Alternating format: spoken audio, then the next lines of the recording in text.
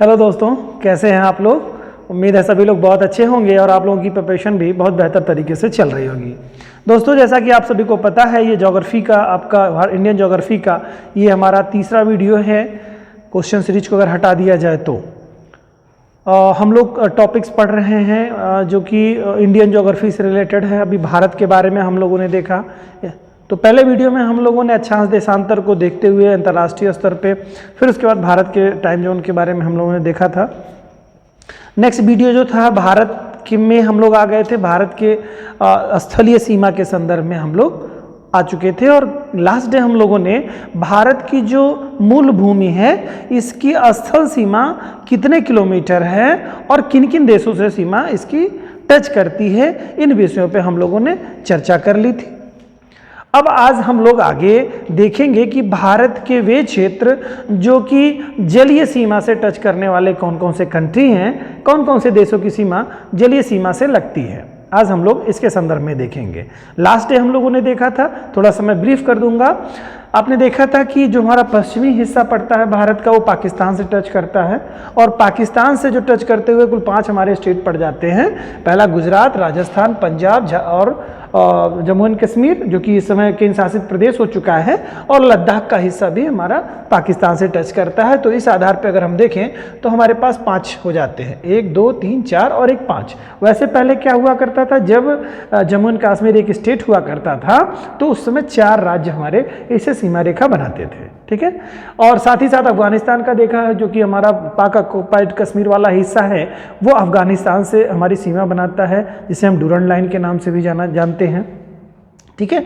इसके अलावा फिर हम लोगों ने देखा था कि जो चीन हमारा है पड़ोसी मुल्क, और ये हमारे कई सारे स्टेटों से सीमा लगाता है। इवन जम्मू एंड कश्मीर से शुरू होता है, ये हिमाचल प्रदेश, उत्तराखंड होते हुए ये आपका फिर नेपाल आ जाता है, जो कि बीच में और राज्यों को हमारे रोक देता है। फिर सिक्किम पड़ता है, सिक्किम के बाद आपका हिस्सा पड़ जाता है भूटान देश का, इस नाते कुछ सीमा छोड़ता है। और फिर इसके बाद हमारा आगे बढ़ता हुआ अरुणाचल प्रदेश का हिस्सा इससे टच करता है। ये तमाम सारी चीज़ें हम लोगों ने देखी थी। म्यांमार के संदर्भ में भी देखा था हम लोगों ने। म्यांमार जो सीमा बनाता है वो हमारा अरुणाचल प्रदेश से सबसे ज़्यादा लंबी सीमा बनाता है। फिर उसके बाद नागालैंड है, और फिर इसके बाद मणिपुर से हमारी सीमा बनाता है। मणिपुर के बाद में आपका मिजोरम कंट्री पड़ जाता है। तो 4 स्टेट यहाँ पड़ जाते हैं जो इनसे सीमा बनाता है। साथ ही साथ हम लोगों ने देखा था कि बांग्लादेश जो है हमारे सबसे लंबी सीमा बनाता है भारत के साथ में। तो ये आप थोड़ा सा सीक्वेंस याद रखिएगा कि सबसे लंबी सीमा किसकी बनाता है, कौन सा कंट्री, बांग्लादेश बनाता है। फिर इसके बाद में आपने देखा था कि नंबर आपका चीन का आता है, फिर इसके बाद पाकिस्तान का नंबर आता है क्रम में, और बाकी किसे इसके बाद में आते हैं। तो यहाँ पर जब अरुणाचल प्रदेश का हिस्सा देखते हैं तो हमारा त्रिपुरा है, जिसकी राजधानी अगरतला है, ये देखते हैं, ये 3 तरफ से मतलब जो है अफगानिस्तान से घिरा हुआ है। तो पूछ सकता है भारत का कौन सा ऐसा राज्य है जो 3 तरफ से अंतर्राष्ट्रीय सीमा से घिरा हुआ है, तो आप समझ लेंगे त्रिपुरा की बात कर रहा है ये, ठीक है। इसके अलावा आप लोगों ने देखा कि सबसे लंबी सीमा बांग्लादेश से कौन बनाता है, तो पश्चिम बंगाल बनाता है, जो कि पश्चिम बंगाल है, असम है, मेघालय है, और इसके बाद में आपका त्रिपुरा है और मिजोरम है। ये जो 5 स्टेट जो हैं, 5 स्टेट आपके क्या है बांग्लादेश से अपनी सीमा बनाते हैं। तो ये चीज़ें आप लोगों ने देखी। साथ ही साथ आपने नेपाल को देखा था, तो नेपाल क्या उत्तराखंड से, उत्तर प्रदेश से, बिहार से और सिक्किम से सीमा अपना साझा करता है, ठीक है। और साथ ही साथ एक पश्चिम बंगाल का भी हिस्सा आ जाता है थोड़ा सा, तो पश्चिम बंगाल भी हो जाता है इसमें स्टेट में। तो 1, 2, 3, 4 और 5 नेपाल ही 5 सीमा के साथ अपनी सीमा साझा करता है। ये थोड़ी बहुत जो बातें थी उसके बारे में हम लोगों ने देखा था। मैकमोहन रेखा जैसे है उसके संदर्भ में हम लोगों ने देखा था। तो आपने देखा कि पाकिस्तान को जो बांटने वाली रेखा रेडक्लिफ नहीं खींची थी, और मैकमोहन रेखा जो आपकी है वो चीन के मध्य में अरुणाचल प्रदेश में जो शिमला समझौते के बाद में हुई रेखा खींची गई थी। मूल रूप से यही हिस्सा आता है हमारा अरुणाचल प्रदेश वाला हिस्सा। शिमला समझौते के तहत जो मानक बनाए गए थे, मतलब सीमा रेखा का जो मानक बनाए थे अंग्रेजों ने, वो आपकी मैकमोहन रेखा है, वो जो चीन को भारत से अलग करती है। तो कुछ एक बातें थी इसमें जो कि आप लोगों ने पिछले वीडियो में देखा। आज हम लोग आगे के क्रम में देखने जा रहे हैं जलीय सीमा के बारे में। तो जलीय पड़ोसी अगर हम बात करें भारत के, तो देखिए एक तरफ से अगर हम शुरू करें, पूरब से अगर शुरू करें, तो एक तो हमारा ये स्थल से भी टच करता है, और जलीय क्षेत्र से भी अगर देखेंगे तो बांग्लादेश टच करता है। तो बांग्लादेश तो स्थल में चूंकि हर तरफ से हमारे कबर है, तो इसको आप जलीय सीमा से हटा दीजिए। इसके बाद का स्टेट जो आता है, जो सबसे बड़ा आप देखिए देश जो आता है, वो म्यांमार आता है, जो भारत से सीमा रेखा साझा करता है। इसके बाद की अगर हम बात करेंगे तो श्रीलंका हमारा आ जाता है। इसके बाद अगर हम बात करें नीचे की तरफ, अगर हमारा अंडमान निकोबार द्वीप समूह को अगर हम बात करते हैं, तो निकोबार में अगर हम देखेंगे तो बृहद निकोबार के बाद का हिस्सा जो हमारा सुमात्रा द्वीप वगैरह आ जाता है, जो इंडोनेशिया का क्षेत्र पड़ता है। तो इंडोनेशिया एक हमारी समुद्री सीमा से टच करता है। म्यांमार हो गया, फिर आपका इंडोनेशिया हो गया, श्रीलंका हो गया, फिर इसके बाद एक छोटा सा द्वीप यहाँ देश पड़ता है, अब मालदीव पड़ता है, वो हमारे से सीमा साझा करता है। और अगर इस तरह से देखें तो पाकिस्तान भी हमारे साथ सीमा साझा करता है, समुद्री सीमा। तो मूल रूप से ये स्टेट हमारे थे। अब सवाल पैदा होता है, जानना हम लोगों को है क्या ये तो स्टेट जान गए कि कौन सी सीमा रेखा करता है और उनसे कौन कौन से चैनल आगे बांटते हैं, ये सब बातें हम लोग आगे देखेंगे। लेकिन इसके साथ साथ हम लोग देखें कि समुद्री मानक क्या होता है, किन किन आधारों को मान करके समुद्री मानक बनाए जाते हैं, और कितने दूर तक मूल भूमि से, जो कोई कंट्री होती है उसकी मूल भूमि से कितने दूर तक समुद्रों पे किसका अधिकार होता है, मतलब संबंधित देश का कितने दूर तक अधिकार होता है, ये तमाम सारी चीज़ें जानेंगे हम लोग। तो आधार रेखा के बारे में देखेंगे, अविच्छिन्न मंडल के बारे में हम लोग क्षेत्र देखेंगे, जिसे संलग्न क्षेत्र भी कहा जाता है। और फिर इसके अलावा हम लोग जो है स्पेशल इकोनॉमिक जोन वाले क्षेत्रों को भी देखेंगे, जिसे हम अनन्य आर्थिक क्षेत्र के नाम से जानते हैं, वो क्षेत्रों के बारे में देखेंगे। तो आइए स्टार्ट करते हैं। देखिए होता क्या है कि किसी भी कंट्री का जो समुद्र का तट होता है वो क्या होता है, समतल नहीं होता है।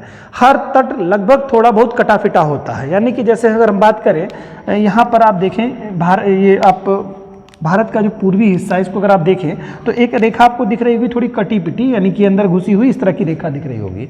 तो होता क्या है, पहले हम लोग इसको जानते हैं कि ये जो कटा पिटा जो तट होता है बच्चों, हमारा तट, इसको एक सीधी रेखा मिलाने वाली ये जो रेखा होती है, एक रेखा इसको सीधी मिलाती है, जिससे कि ये स्पष्ट हो जाता है कि कट का जो कटा पिटा के कुछ हिस्सा अंदर जिगजैग होता है, कटा पिटा होता है, यानी कि कोई तट बाहर निकला होता है समुद्र की तरफ, और कोई समुद्री जल अंदर की तरफ स्थल भाग की तरफ आया हुआ होता है। तो इसको बैलेंस करने के लिए एक आधार रेखा खींची जाती है। ठीक है, सभी तटों को, यानी कि जो बढ़ा हुआ हिस्सा होता है, सबसे ज्यादा बढ़ा हुआ हिस्सा होता है, उसी को लेकर के, और दूसरा जो बढ़ा हुआ हिस्सा होता है, या मान लीजिए बहुत लंबी सीमा है, कई किलोमीटर की अगर सीमा है, तो जैसे मूल भूमि के बारे में, आप स्थल जल के बारे में देखेंगे तो लगभग 6100 किलोमीटर जो हमारी जल वाली सीमा है, 6100 किलोमीटर मूल भूमि की। और अगर हम बात कर लें टोटल समुद्र सीमा की तो 7516 है, 7516.6 किलोमीटर लंबी टोटल सीमा है। जब हम लक्षद्वीप को भी ले लेते हैं, अंडमान निकोबार द्वीप समूह के भी क्षेत्रों को ले लेते हैं, तब की स्थिति। और इसके अलावा हम लोगों ने बताया 15,200 किलोमीटर लंबी जो है हमारी मूल भूमि की स्थल की सीमा है। स्थल की सीमा किसकी, स्थल की। और ये जो है मूल भूमि की जल की सीमा है, जल की सीमा मूल भूमि की, यानी मूल भूमि मीन्स ये उसमें अंडमान निकोबार और लक्षद्वीप छोड़ने के बाद। और अगर हम टोटल को ले लेते हैं, कुल जलीय क्षेत्र को ले लेते हैं, लक्षद्वीप अंडमान को भी ले लेंगे, तो 7516 किलोमीटर होता है। तो अगर हम टोटल सरहद की बात करें स्थल और जल की, तो आप उसमें कर देंगे 7516 में आप 15,200 ऐड कर देंगे, तो लगभग 22,000 समथिंग आएगा, वो आप देख लीजिएगा। तो ये क्षेत्र आपका टोटल इतना बनता है। अब सवाल पैदा होता है कि भारत की सीमा अगर आप देख रहे हैं लगभग 22,000 प्लस किलोमीटर लंबी सीमा हो जाती है, जो कि बहुत बड़ी सीमा हो जाती है। ये बड़े देश होने का एक परिचय देती है। ठीक है, तो क्या होता है समुद्रों में, जैसे समुद्री क्षेत्र भारत के 3 तरफ से घिरा हुआ है। प्रायद्वीपीय हिस्सा भारत का पड़ता है, दक्षिणी हिस्सा पूरी तरह से प्रायद्वीपीय हिस्सा पड़ता है भारत का। तो इस नाते समुद्री अनुसंधानों के बारे में, समुद्री सीमा में कितना अधिकार है उसके बारे में जानना बहुत बड़ा अच्छा विषय है और ज़रूरी विषय है, क्योंकि आज के वर्तमान समय में जल के लिए पुनः युद्ध की तैयारी हो चुकी है, लड़ाई हो रही है और पूरी रणनीति बन चुकी है। दक्षिणी चीन सागर का नाम आपने सुना होगा, जिस पर आधिपत्य को लेकर के चीन पूरी तरह से पूरे विश्व समुदाय से एक तरफ से उसकी तीखी नोकझोंक होती रहती है। जो पश्चिमी देश हैं, ऑस्ट्रेलिया वगैरह, इस पर विरोध व्यक्त करते रहते हैं, लेकिन वो दक्षिणी चीन सागर को पूरी तरह से अपना अधिकार बताता है। तो क्या वो बता सकता है, क्या समुद्री मानक जो हैं उसी के आधार पर, किस आधार पर समुद्री मानक बनाए गए हैं, कोई कंट्री कितने दूर तक के समुद्री क्षेत्र को अपना कह सकता है, ये सारी चीज़ें आपको स्पष्ट हो जाएंगी यहाँ से। तो मैं बता रहा था कि जितने भी तट कटे फिटे होते हैं उनको मिलाने वाली एक रेखा खींची जाती है, जिसे बेस लाइन कहा जाता है। उसे क्या कहते हैं, बेस लाइन, इसे आधार रेखा कहते हैं। आधार रेखा, एक एक बिंदु समझते जाइएगा। आधार रेखा कहते हैं। तो आधार रेखा जो हमारा होता है वो कहाँ के बीच में खींचा जाता है, यानी कि समुद्री जल की सीमा के लिए, और स्थल भाग और समुद्री भाग यहीं से माना जाता है, समुद्र है, यहीं से समुद्र माना जाता। आधार जो बेस लाइन खींची जाती है, बेस लाइन किसको किसके मध्य में? जो कटे फिटे तट होते हैं उनको मिलाने वाली एक सीधी रेखा खींच दी जाती है, जिसे आधार रेखा या बेस लाइन कहा जाता है। बेस लाइन से लेकर के जो हमारा मूल भूमि का जो स्थल हिस्सा होता है उसके बीच का जो क्षेत्र बनता है, मतलब इसके बीच का जो क्षेत्र होता है, ये आंतरिक जल कहलाता है। कौन सा क्षेत्र कहलाता है? आंतरिक जल। आंतरिक जल कहलाता है। ठीक है, क्या कहलाएगा वो क्षेत्र? कैसा कहलाएगा बच्चों? संपूर्ण जो क्षेत्र हो जाएगा वो स्थलीय भाग क्या आंतरिक जल के नाम से जाना जाएगा। स्थलीय भाग और आधार रेखा के बीच में होगा। ठीक है, इसके बाद देखिए दूसरी चीजें भी जान लीजिए कि समुद्री जो डिस्टेंस नापी जाती है वो नॉटिकल मील में नापी जाती है। क्या? समुद्री दूरी को, समुद्री दूरी, ठीक है, समुद्री दूरी को नॉटिकल मील कहा जाता है। नॉटिकल मील में नापा जाता है। ठीक है, नॉटिकल मील। और एक नॉटिकल मील बराबर एक मील, या एक समुद्री मील कहिए चाहे एक समुद्री नॉटिकल मील कहिए, ठीक है, जो एक मील कहिए इसमें, तो समुद्री मील जब कहेंगे एक समुद्री मील ये या एक नॉटिकल मील बराबर 1.8 किलोमीटर होता है, या 1.82 समथिंग होता है, लेकिन एग्जैक्टली वैसे लिया जाता है 1.8 किलोमीटर, यानी स्थल का 1.8 किलोमीटर बराबर समुद्री एक मील के बराबर होता है। ठीक है, तो ये चीज जानिए। ठीक है, इसके बाद देखिए आधार रेखा से लेकर के 12 नॉटिकल मील तक की दूरी, बेटा 12 नॉटिकल मील तक की दूरी जो होती है हमारी आधार रेखा से, आधार रेखा मैंने बताया आधार रेखा और मूल स्थल, जो स्थल की मूल रेखा होती है उसके बीच के जो क्षेत्र को क्या कहते हैं? आंतरिक जल कहा जाता है। ठीक है, आंतरिक जल कहता है। इनर जो है एक तरह से कहीं इनर जल कहा जा सकता है उसे। ठीक है, इनर जल कहते हैं इसे। इसके बाद बच्चों आधार रेखा से लेकर के 12 नॉटिकल मील की दूरी पर एक रेखा और खींच दी जाती है।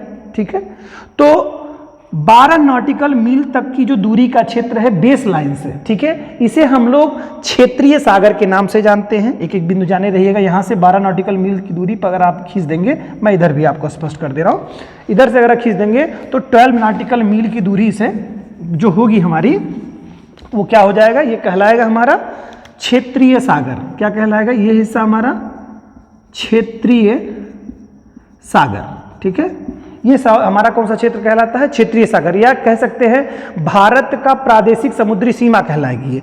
भारत की प्रादेशिक समुद्री सीमा, क्षेत्रीय सागर कहिए या कहिए भारत की प्रादेशिक कौन सी? समुद्री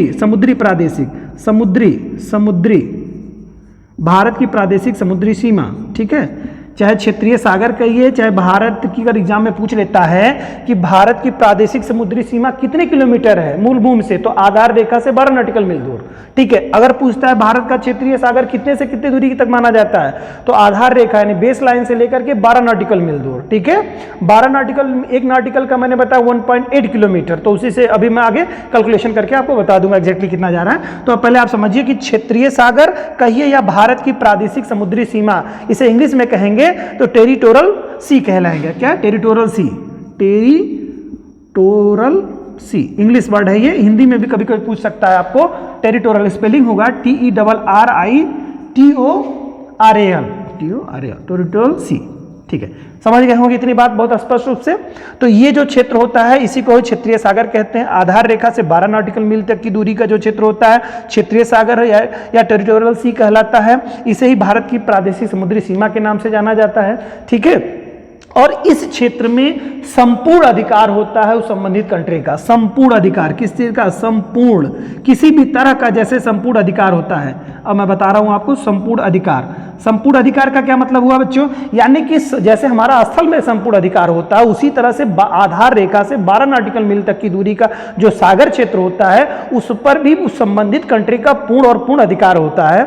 उसमें कोई हस्तक्षेप नहीं कर सकता है, उसमें वो जो चाहे वो कर सकता है। जिस भी तरह की एक्टिविटीज करना चाहता है वो पूर्ण रूप से अधिकार है, उसमें बिना परमिशन के कोई एंट्री नहीं कर सकता है। क्लियर? उसमें किसी भी तरह से वो संप्रभुता के अगेंस्ट माना जाएगा अगर उस सीमा के अंदर कोई प्रवेश कर देता है तो।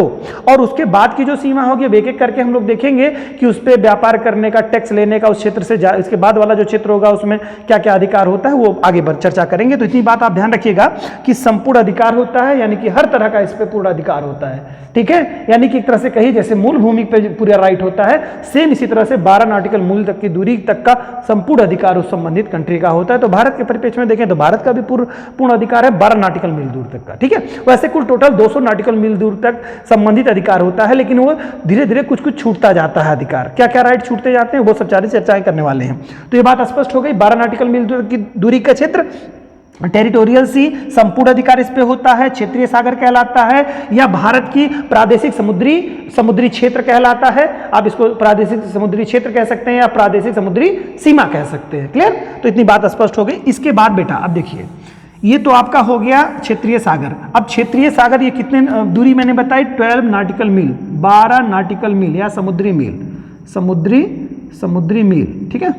चलिए अब यहां से बेस लाइन से बेटा अगला 12 नॉटिकल मील तक की दूरी जो होगी, यहां से यहां तक की 12 नॉटिकल मील दूर, और फिर बेस लाइन से 24 नॉटिकल मील दूर, बेस लाइन से 24 नॉटिकल मील दूर, ध्यान समझिएगा, बेस लाइन से 24 नॉटिकल दूर, ठीक है, यानी आधार रेखा से 24 नॉटिकल मील दूर, या कहिए क्षेत्रीय सागर की सीमा जो है क्षेत्रीय सागर से 12 नॉटिकल मील दूर।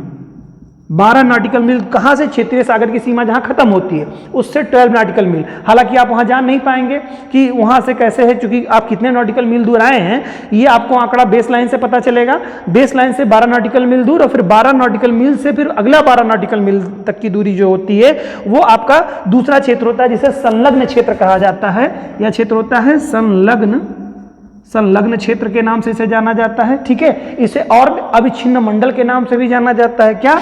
और इसको कह सकते हैं अविच्छिन्न मंडल के नाम से जाना जाता है बच्चों, ठीक है। ये आपका इतनी बात होती है। इसके अलावा इसको इंग्लिश में कहते हैं कॉन्टिगुअस जोन कहते हैं, कॉन्टिगुअस, COUNTIGUSE, कॉन्टिगुअस, ठीक है, जोन, सॉरी ई नहीं होगा, कॉन्टिगुअस जोन होगा, ZONE, कॉन्टिगुअस जोन। हिंदी में भी लिख करके एग्जाम दे सकता है बच्चों कि कॉन्टिगुअस जोन का क्षेत्र कितना है, तो आप जान लीजिएगा कि कह दीजिएगा कि बेस लाइन से 24 नॉटिकल मील तक की दूरी का क्षेत्र। हालांकि ये 24 नॉटिकल मील तक की दूरी में 12 नॉटिकल मील की दूरी का जो क्षेत्र होता है वो क्षेत्रीय सागर कहलाता है, ठीक है। और उसके बाद 12 नॉटिकल, उसके बाद का जो 12 नॉटिकल मील दूरी का क्षेत्र है वह संलग्न क्षेत्र कहलाता है, या अविच्छिन्न मंडल का क्षेत्र कहलाता है, या कॉन्टिगुअस जोन का क्षेत्र कहलाता है आपको, ठीक है। कॉन्टिगुअस जोन का क्षेत्र कहलाता है, GOUS होगा बेटा ये, ठीक है। कॉन्टिगुअस का जो है GUOUS है, GUOUS है कॉन्टिगुअस जोन, सॉरी, का क्षेत्र कहलाएगा, ठीक है। तो इस पे क्या कितना अधिकार होता है, इसका समुद्रों की साफ सफाई का, सीमा शुल्क का, समुद्रों की साफ सफाई, सीमा शुल्क क्या है, सीमा शुल्क जो है लेना हो तो वो ले सकता है अपना। इसके अलावा संपूर्ण वित्तीय अधिकार होता है, संपूर्ण वित्तीय अधिकार का मतलब मैं बता रहा हूं, वित्तीय अधिकार। अब देखिए क्या होता है, इसमें जो है जितना भी वित्त संबंधी कोई भी कार्य करना, यानी कि कोई गाड़ी आ रही है, कोई गाड़ी जा रही है, मतलब गाड़ी मतलब मीन्स कोई शिप आती जाती है, तो उस पर समुद्रों में क्या है, टैक्स लेने का कार्य करते हैं। बिना इनके टैक्स दिए उस क्षेत्र से अगर कोई शिप गुजर रही है तो नहीं जा सकती है उस क्षेत्र से, ठीक है। तो इस तरह का वित्तीय अधिकार पूर्ण रूप से उनके पास होता है। तो ये तो कुछ बात थी संलग्न क्षेत्र या अविच्छिन्न मंडल, ठीक है, जिसे कॉन्टिगुअस जोन के नाम से भी जाना जाता है। ये क्षेत्र था, इस पे क्या होता है, इस पे इन चीजों के लिए अधिकार होता है, क्या, समुद्री सीमा, समुद्री शुल्क लेगा, यानी कि रोक नहीं सकता वो उसमें जैसे कोई गुजरेगा तो उसको टैक्स चुंगी देना पड़ेगा। टैक्स जैसे हम लोग हाईवे पे चलते हैं तो टोल टैक्स देते हैं ना, उसी तरह से कोई भी गाड़ी लेके जाए टैक्स देना पड़ेगा। उसी तरह से इस क्षेत्र में जब कोई जाएगा तो उसे टैक्स देना पड़ेगा। क्लियर? ओके। इसके बाद का जो क्षेत्र होता है बच्चों, बेस लाइन से 200 नॉटिकल, थोड़ा दूरी में बना दूं जिसे समझ में आपको आए, यहां तक का क्षेत्र 200 नॉटिकल मील तक की दूरी का क्षेत्र, 200 नॉटिकल मील या समुद्री मील, ठीक है, का जो क्षेत्र होता है, यह जो क्षेत्र होता है अनन्य आर्थिक क्षेत्र कहलाता है। क्या कहलाता है? अनन्य आर्थिक क्षेत्र। क्या कहलाता है? अनन्य आर्थिक क्षेत्र। इसे इंग्लिश में कहेंगे तो एक्जीक्यूटिव इकोनॉमिक जोन कहलाता है, ठीक है, एग्जीक्यूटिव इकोनॉमिक जोन,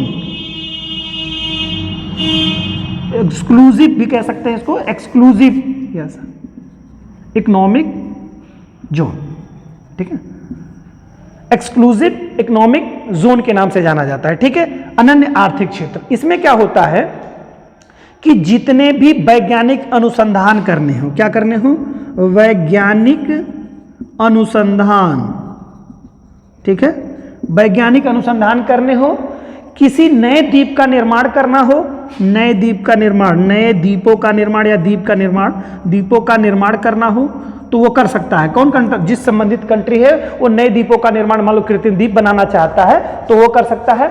और प्राकृतिक संसाधनों का दोहन कर सकता है, ठीक है, प्राकृतिक संसाधनों का दोहन करेगा। क्या करेगा, दोहन। अब प्राकृतिक संसाधनों का दोहन मतलब मान लो अगर वहां पे सिप मिल रही है, मान लो वहां मोती मिल रहा है, मान लो वहां मछलियां मिल रही हैं, कुछ भी हो सकता है, समुद्रों में बहुत सारी दुर्लभ चीजें ऐसी हैं जो इन क्षेत्रों में मिलती हैं, तो वो संपूर्ण चीजों की जो प्राकृतिक संपदा है उसको अधिकार मतलब जो है वहां से उत्पादन करने का, वहां से प्राप्त करने का, ठीक है, वो सारी चीजें इनके पास होती है। क्षेत्र जो है प्राकृतिक संसाधनों का दोहन करने का, नए द्वीप बनाने का, वैज्ञानिक अनुसंधान करने का, ये तमाम सारी चीजों का अधिकार होता है संबंधित राष्ट्र का, ठीक है। इसके बाद का जो क्षेत्र होता है बच्चों वो क्या कहलाता है, उच्च सागर कहलाता है, ठीक है, उच्च सागर, उच्च सागर, हाई सी जिसे कहा जाता है, ठीक है, हाई सी, ठीक है, हाई सी।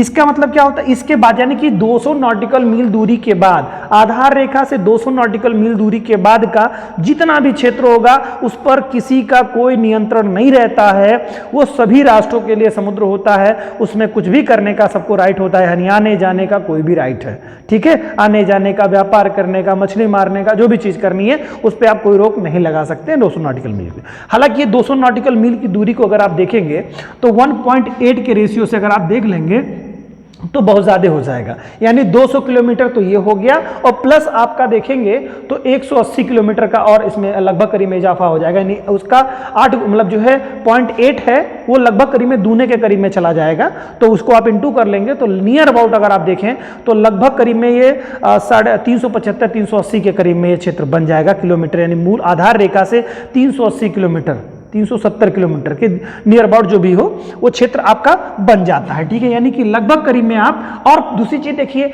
बेस लाइन जो बनाई गई है तो बेस लाइन के बीच में जो क्षेत्र आंतरिक जल वाला क्षेत्र है भाई, वो भी तो कुछ किलोमीटर का क्षेत्र होगा, कहीं कहीं तो कई किलोमीटर का क्षेत्र हो जाता है जहां तट बढ़े हुए निकले होते हैं, ठीक है।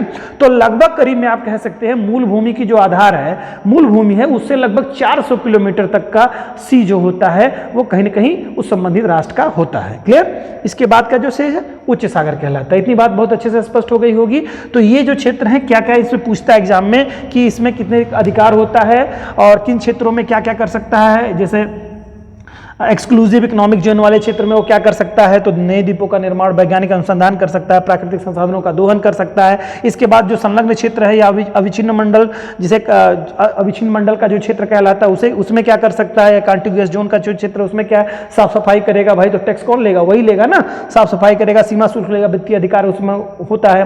और इसके बाद का जो क्षेत्र होता है जिसे हम लोगों ने क्या कहा है, क्षेत्रीय सागर कहा है, ठीक है। क्षेत्रीय सागर में क्या होता है, संपूर्ण अधिकार होता है उसका, ठीक है, इसे क्या कहते हैं, और प्रादेशिक समुद्री सीमा भी कहा जाता है, टेरिटोरियल सी भी के नाम से जाना जाता है इसको, ठीक है। पूर्ण अधिकार होता है सर 12 नॉटिकल मील की दूरी, और आधार रेखा से लेकर के और मूल भूमि की जो रेखा है उसको मिला, मतलब जो बीच का जो सागर होता है वो आंतरिक जल के नाम से जाना जाता है। तो ये ध्यान रखिएगा, इसको आंतरिक जल कहा जाता है। मुझे लगता है ये चीजें स्पष्ट हो चुकी होंगी। चलिए अब बात करते हैं हम लोग कि कौन से हमारे संबंधित पड़ोसी देश हैं और उन पे हमारा कौन सी रेखा किसको कैसे बांटती है, उन चीजों के बारे में चर्चा करते हैं।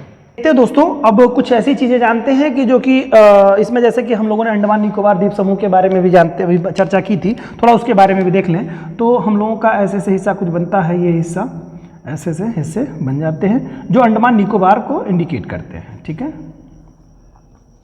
ठीक। ऐसे कुछ क्षेत्र हैं हमारे अंडमान निकोबार के लिए, और यहाँ पर आप देखेंगे तो छोटा छोटा हमारा द्वीप जो पड़ता है, और इस तरह से ये हमारा होता है क्या, लक्षद्वीप, लक्षद्वीप है, ठीक है। और ये हमारा क्या है, अंडमान निकोबार, निकोबार, ठीक है, अंडमान निकोबार द्वीप समूह, ठीक है।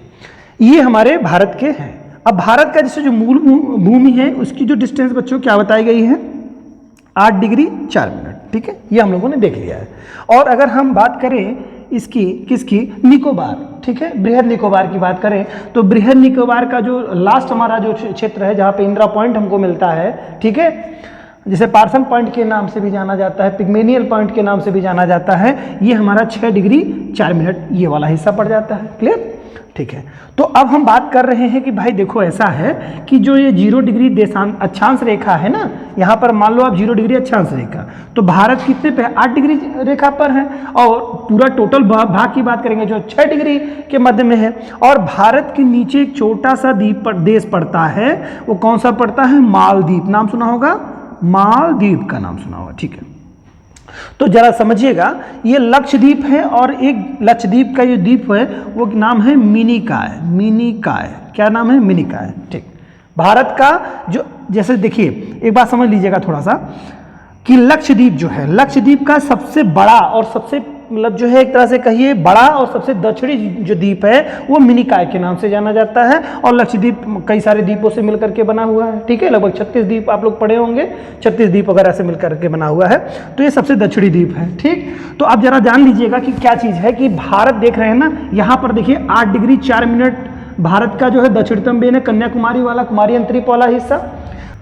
तो ये जो लक्षद्वीप है और मिनिकॉय के बीच में आप देख रहे हैं 8 डिग्री 4 मिनट, यानी कि भारत का जो मूल भूमि का दक्षिणतम बिंदु आपको दिखाई दे रहा है। तो जरा देख लीजिए कि कुछ ऐसे एग्जाम में क्वेश्चन पूछता है कि कौन सा डिग्री चैनल, कुछ चैनलों पे हम आपको बात कर लें कि कितने डिग्री चैनल क्या करता है। तो 8 डिग्री चैनल जो है बच्चों, 8 डिग्री चैनल ये जो है मालदीव और लक्षद्वीप का मिनिकॉय द्वीप के बीच में खींची जाती है रेखा, मतलब गुजरती है, यानी बांटता है 8 डिग्री चैनल। तो एग्जाम में पूछता है कि 8 डिग्री चैनल किन दो क्षेत्रों के बीच में विभाजक का कार्य करता है। तो कहते अगर ऑप्शन में लक्षद्वीप दे दे और आपका मालदीव दे दे तो भी सही है, और मिनिकॉय और मालदीव दे दे तब भी सही है। क्लियर? लक्षद्वीप टोटल, क्योंकि लक्षद्वीप का ही हिस्सा है मिनिकॉय, तो लक्षद्वीप दे देता है ऑप्शन में तब भी सही हो जाएगा, और मालदीव देता है, लक्षद्वीप और मालदीव के मध्य में 8 डिग्री चैनल है तो भी क्लियर है, सही है। लेकिन अगर मिनिकॉय और लक्षद्वीप दे रहा है तो ज्यादा सटीक यहाँ पर, अगर मान लो ऑप्शन में ये भी दिया, लक्षद्वीप दिया है और मालदीव एक ऑप्शन में है, दूसरे ऑप्शन में मिनिकॉय और लक्षद्वीप दे रहा है, तो मिनिकॉय लक्षद्वीप को ज्यादा करेंगे, ज्यादा बेटर पड़ेगा वो आंसर, यानी सटीक वो होगा। ठीक है, तो मिनिकॉय और लक्षद्वीप के मध्य में भी एक चैनल गुजरता है बच्चों, 9 डिग्री चैनल। तो लक्षद्वीप और मिनिकॉय के बीच में कौन सा डिग्री चैनल गुजरता है बच्चों? 9 डिग्री चैनल गुजरता है। तो जरा 2 चैनल आप याद रखिएगा कि 8 डिग्री और 9 डिग्री। तो 8 डिग्री 9 डिग्री जो है चैनल, 8 डिग्री मालदीव और मिनिकॉय के बीच में है, मिनिकॉय और लक्षद्वीप के बीच में 9 डिग्री चैनल है। तो 2 चैनल आपको ये याद हो जाने चाहिए। चलिए ठीक है, ये तो बात इसकी हो गई। अब देखते हैं अंडमान निकोबार द्वीप समूह में। तो अंडमान निकोबार द्वीप समूह भाई बहुत ढेर सारे द्वीपों से मिलकर के बना हुआ है, लगभग 550 द्वीप आपको मिलेंगे, छोटे छोटे द्वीपों से मिलकर के ये बना हुआ है, तो बहुत बड़ी संख्या है। लेकिन बड़े बड़े जो द्वीप हैं उनके नामों के बारे में थोड़ी सी हम लोग चर्चा कर लेंगे कि अंडमान को कितने भागों में बांटा गया है। तो अंडमान को देखो बेटा 4 भागों में बांटा गया है, और निकोबार को 3 भागों में बांटा गया है। निकोबार को 3 भागों में और अंडमान को 4 भागों में। एक पहला क्या होता है? उत्तरी अंडमान, जरा समझिएगा, उत्तरी अंडमान, उसके बाद में मध्य अंडमान है, अंडमान, मध्य अंडमान, इसके बाद में आपका दक्षिण अंडमान है, सॉरी लघु अंडमान है, सॉरी लघु अंडमान, लघु अंडमान। ठीक है, इसी को ही लघु अंडमान कह सकते हैं आप लोग, या अरे सॉरी यार, सॉरी ये आपका जो है ये दक्षिणी होगा, उत्तरी होता है, मध्य होता है, दक्षिणी होता है बेटा, उसके बाद में आपका लघु आता है। सॉरी ये क्या होगा? उत्तरी हो गया, मध्य हो गया, फिर इसके बाद में दक्षिणी होगा, दक्षिणी अंडमान, अंडमान। ठीक है, आप गलती बिल्कुल ना करिएगा बच्चों, दक्षिणी अंडमान, उसके बाद में आपका लघु अंडमान, लघु अंडमान, या इसी को ही छोटा अंडमान के नाम से भी जाना जाता है, लघु अंडमान या छोटा अंडमान।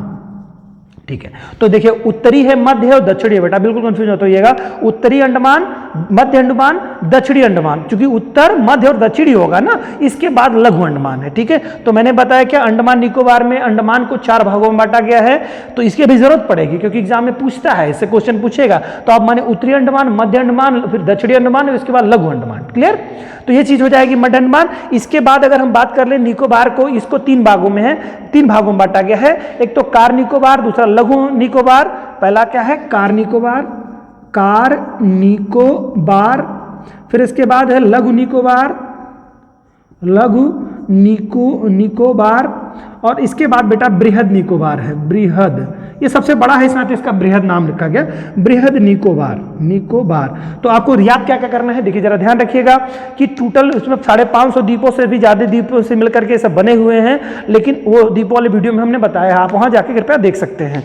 तो आप इसकी बात करें तो जो बड़े बड़े द्वीप हैं, तो अंडमान को 4 भागों में, उत्तरी, मध्य और दक्षिणी, उत्तरी, मध्य और दक्षिणी, उसके बाद लघु अंडमान है, क्रम से ऊपर उत्तरी है, फिर मध्य है, फिर इसके बाद दक्षिणी है, फिर इसके बाद में लघु अंडमान है, ठीक है। इसके बाद में अगर हम बात करें निकोबार की, तो पहला आ जाता है कार निकोबार, फिर लघु निकोबार, फिर बृहद निकोबार, कार निकोबार, लघु निकोबार और बृहद निकोबार। अब हम बात करते हैं यहां पर चैनलों की, तो बात कर लेते हैं बेटा। देखो अंडमान और निकोबार को जो बांटने वाला है, एग्जाम में क्वेश्चन अगर पूछे क्या है अंडमान और निकोबार को बांटने वाला कौन डिग्री चैनल बांटता है, तो आप जान लीजिएगा कि 10 डिग्री चैनल जो है वो छोटा अंडमान, ठीक है, छोटा अंडमान और किसको, कार निकोबार, छोटा अंडमान और कार निकोबार, कार निकोबार के बीच में जाता है। ध्यान से समझिएगा, छोटा अंडमान और कार निकोबार के बीच में है। ये कौन सा अंडमान, ये देखिए जो अंडमान 3 है, मैंने क्या बताया है, सॉरी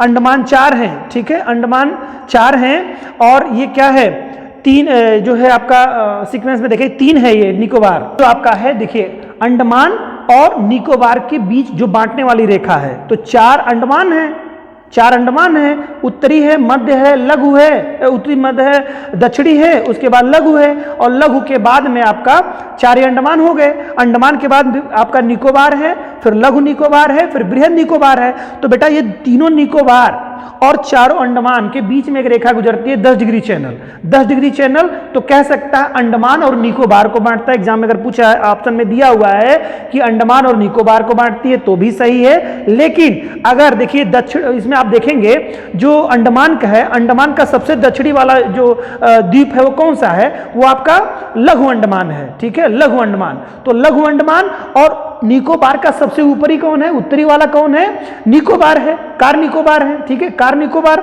तो कार निकोबार और लघु अंडमान के मध्य 10 डिग्री चैनल। क्लियर। तो एग्जाम में क्वेश्चन पूछे, चाहे टोटल को लेकर के पूछता है, इतने को टोटल अंडमान कह दे और इतने को टोटल क्या कर दे, सॉरी देखिए रेखा यहां मैंने खींच दी थी, कार निकोबार, तो कार निकोबार और लघु अंडमान, ठीक है, और बृहद अंडमान ये दे, या सीधे इसको टोटल कह सकता है क्या, निकोबार, निकोबार करके दे दे ऑप्शन में तो भी हो जाएगा, और ये दे दे अंडमान। तो अंडमान और निकोबार को बांटने वाली रेखा कितनी है, 10 डिग्री चैनल है। 10 डिग्री चैनल दोनों को बांटती है। और अगर हम और डिटेल में अगर क्वेश्चन, हालांकि डिटेल में क्वेश्चन पूछता है, ये क्वेश्चन नहीं पूछता है इस तरह से, जब भी क्वेश्चन पूछा है तो उसमें पूछ दिया है लघु अंडमान और कार निकोबार के बीच में 10 डिग्री चैनल। तो मुझे लगता है कि ये तीनों आपको याद हो गए होंगे, 8 डिग्री चैनल, 9 डिग्री चैनल और 10 डिग्री चैनल। क्लियर, ये 10 डिग्री चैनल, तो तीनों चैनलों को आप याद रखिएगा। इसके अलावा देखो बेटा बृहद निकोबार, इसके बाद अगर हम और दक्षिण में जाएंगे तो आपने सुमात्रा द्वीप का नाम सुना होगा, जावा द्वीप का नाम सुना होगा, जो कि इंडोनेशिया के सब द्वीप है, ठीक है। तो सबसे जो करीब में हमारा पड़ता है, सबसे करीब वाला हिस्सा जो पड़ता है, एक तरह से कहिए कि बृहद निकोबार के बाद, बृहद निकोबार तो हमारा लास्ट बिंदु पड़ता है। इसके बाद में अगर हम बात करेंगे तो सुमात्रा द्वीप सबसे पहले पड़ेगा। जैसे आप देखेंगे सुमात्रा है, फिर जावा है, ऐसे ऐसे द्वीप है इंडोनेशिया के ढेर सारे। तो ये कौन सा द्वीप है, सुमात्रा है। कौन सा, सुमात्रा, यहां पड़ता है जावा द्वीप, ठीक है। तो सुमात्रा और ये हमारा क्या है, ये हमारा निकोबार है। कौन सा, बृहद निकोबार, बृहद निकोबार, ठीक है, बृहद निकोबार। तो बृहद निकोबार और सुमात्रा या इंडोनेशिया, इसको किसका हिस्सा है, इंडोनेशिया, इंडोनेशिया, ठीक है, ध्यान रहे, इंडोनेशिया और बृहद निकोबार, या इसको अंडमान निकोबार कहे, या इसी को कह सकता है भारत। भाई भारत भी तो कह सकता है, क्योंकि भारत का हिस्सा है ना, तो कुछ भी कह दे, इसे कहेंगे बृहद।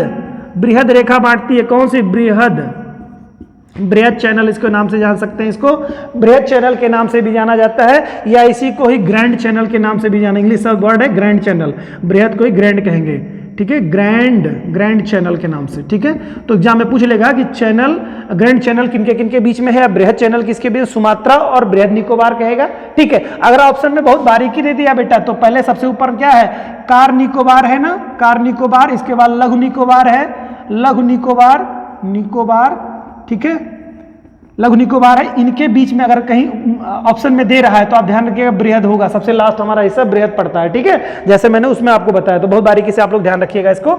तो ये बृहद चैनल हो गया। तो कितने चैनल हो गए? 4 चैनलों के बारे में हम लोगों ने बात की। अब बात कर लेते हैं अपने पड़ोसी मुल्क, सबसे प्यारे दोस्त अपने श्रीलंका के बारे में बात कर लेते हैं। श्रीलंका का देखिए, श्रीलंका का जो है कि भारत, जैसे जानते हैं कि श्री राम जी जो है गए थे, ये ऐसी धारणाएं मतलब जो हमारी धार्मिक पुस्तकें बताती हैं उसमें बताया जाता है कि श्री राम जी जो है श्रीलंका रावण जी को मारने के लिए यहाँ गए थे। और कैसे गए थे? तो हनुमान जी ने ब्रिज बनाया था, तो उसी को जो हनुमान जी ने जो ब्रिज बनाया था उसे एडम ब्रिज के नाम से जाना जाता है, समझ लीजिएगा। तो एडम ब्रिज जो है बीच में टूटी फूटी रेखा है, एक तरह से कहिए स्थल की सीमा बनी हुई है, वो एडम ब्रिज यानी कि दोनों से कनेक्ट करती है, श्रीलंका को भारत से जोड़ने वाली जो रेखा है एडम ब्रिज है, ठीक है। एडम ब्रिज के उत्तर वाला हिस्सा बेटे, यानी कि ये जो एडम ब्रिज का उत्तर वाला हिस्सा है इसे कहते हैं पाक स्टेट, यानी कि पाक की खाड़ी या पाक जल संधि, कुछ भी कह सकते हैं, पाक की खाड़ी भी कह सकते हैं, खाड़ी या जल संधि, पाक जल संधि नाम से जानते हैं, जल संधि, ध्यान से सुन लीजिएगा, ठीक है, पाक जल संधि। इसके नीचे वाले हिस्से को बेटा कहते हैं मन्नार की खाड़ी। तो पूछता है एग्जाम में कि भारत, ध्यान समझिएगा, भारत के तमिलनाडु राज्य से, चूंकि यहां पर देखिए सबसे दक्षिणतम जो हिस्सा भारत का पड़ता है वो तमिलनाडु राज्य का पड़ता है, क्लियर।